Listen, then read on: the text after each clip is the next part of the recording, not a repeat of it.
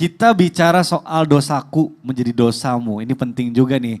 Ada jamaah yang bertanya juga. Tapi ini agak berat nih. Saya mau ke Ustadz Syam dulu deh. Ya. Ustadz mohon izin bertanya nih. Tentang apa tuh? Ada kisah mengenai seorang istri. Itu mungkin karena sudah lelah, sudah capek sama kelakuan suaminya. Atau dalam rumah tangganya udah berantem terus. Akhirnya meminta cerai sama suaminya. Hulu namanya hulu. Iya hulu ya berarti Ya. namanya. Apakah istri berdosa jika meminta cerai kepada suami? Tapi ini kalau misalnya ini memang suaminya nih yang salah. Suaminya nggak pernah sholat, nggak pernah mengaji, tidak pernah ke masjid. Nah itu gimana hukumnya Ustadz? Mohon penjelasannya. Bismillahirrahmanirrahim. Tabi kembali guruku Ustaz Maulana, Bunda Tuti, Mas Mikdad serta guru-guru kami yang dimuliakan Allah Subhanahu wa taala. Bismillahi masyaallah la yasuqul khaira illallah. Bismillahi masyaallah la yasrifus su'a illallah. Bismillahi masyaallah ma kana min ni'matin faminallah. Bismillahi masyaallah la haula wala quwwata illa billah. Bagaimanapun perceraian adalah jalan darurat dan jalan terakhir, emergency exit. Gak ada orang yang lewat emergency exit kalau masih ada pintu yang lainnya.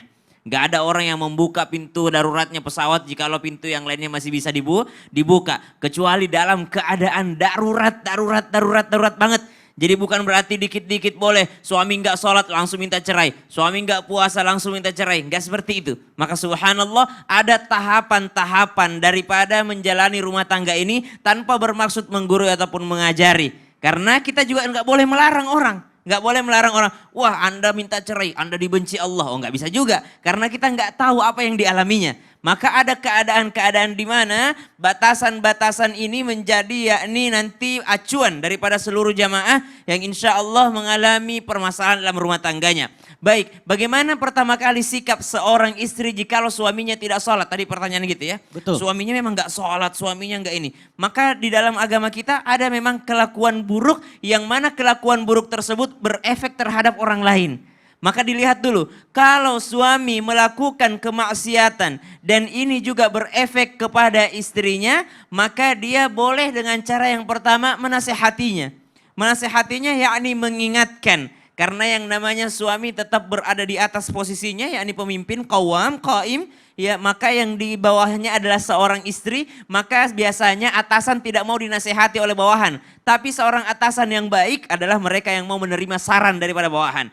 Maka berikan saran yang baik, subhanallah. Ingatkan, karena dikatakan tadi tidak boleh juga kita mendiamkan. Siapa yang melihat suatu kemungkaran maka hendaklah dia, yakni falyughayyir biyadih, dengan tangannya dia mencegahnya. Fabilisani, kalau tidak bisa dengan tangannya, dengan lisannya. Kalau tidak bisa fabiqalbi, dengan hati yang membenci perbuatan tersebut. Maka yang pertama hatinya membenci.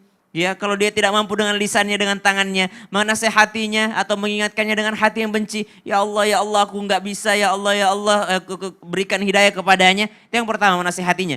Tahap yang kedua, apa yang bisa dilakukan oleh seorang istri? Bukan langsung minta cerai. Apa yang kedua? Maka memanggil orang ketiga untuk menasehatinya. Siapa itu? Mereka lah yang hadir di pernikahan kita. Mereka lah yang mungkin terlibat dalam pernikahan kita. Wali misalnya. Atau yang khutbah nikah pada saat itu. Atau yang beri nasihat pernikahan pada saat itu. Seseorang yang disegani oleh suami. Tolong ingatkan, saya berusaha untuk sholat berjamaah. Tapi percuma rasanya kalau suami saya tidak sholat. Subhanallah. Itu yang kedua. Namun ada yang namanya yang ketiga. Jikalau sudah benar-benar berlaku dosa, yakni kekufuran, kesyirikan. Lalu memang tidak bisa lagi diselamatkan dan sangat berbahaya juga bagi agama sang istri.